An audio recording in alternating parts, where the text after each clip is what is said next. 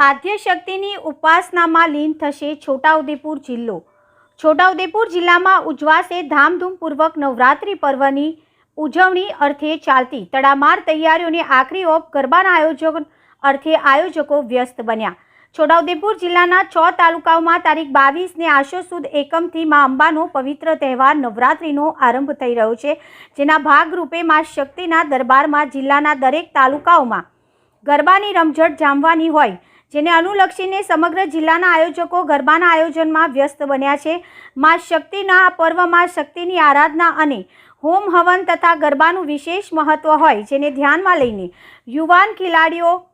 યુવાન ખેલૈયાઓમાં ભારે થનગનાટ જોવા મળી રહ્યો છે, જ્યારે સમગ્ર જિલ્લામાં ફરી ગરબાની રમઝટ જોવા મળશે।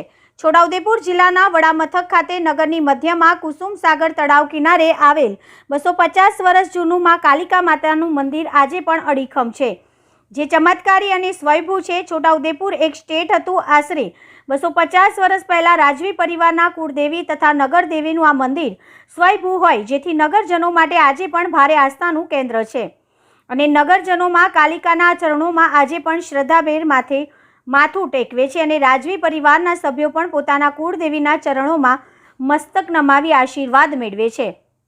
નગરની મધ્યમાં આવેલા મા કાલિકા માતાના મંદિરનો 150 વર્ષ પહેલા છોટાઉદેપુરના રાજવી ફતેહસિંહ મહારાજે જીર્ણોદ્ધાર કરાવ્યો હતો। વર્ષોથી આજે પણ આ મંદિર સમગ્ર નગર માટે આસ્થાનું કેન્દ્ર છે અને દર વર્ષોથી મા કાલિકાના દરબારમાં નવરાત્રિ પર્વ નિમિત્તે ગરબાનું આયોજન કરવામાં આવે છે।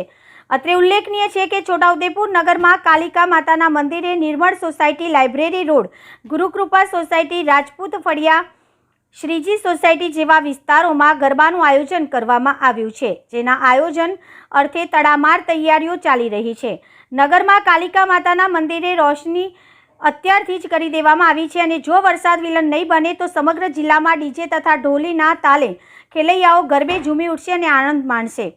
છોટાઉદેપુર રાજવી પરિવાર સપૂત મહારાજા જયપ્રતાપસિંહ ચૌહાણ તથા મંદિરના પૂજારી તુષારભાઈ પંડ્યાએ જણાવ્યું હતું કે કાલિકા માતા અમારા રાજવી પરિવારના કુળદેવી છે। દર વર્ષે ધામધૂમપૂર્વક ચૈત્રી નવરાત્રિ તથા આસો નવરાત્રિ થાય છે।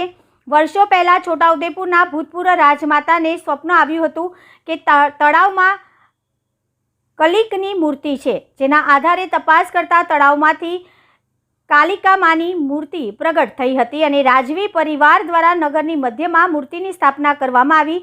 વર્ષોથી નગરની પ્રજા ધામધૂમપૂર્વક આ મંદિરે દર્શન અર્થે આવે છે અને બાધાઓ રાખે છે, જ્યારે મા અંબાની અસીમ કૃપાથી રાજવી પરિવારનો પણ વંશવેલો આગળ વધી રહ્યો છે તેમ જણાવ્યું હતું।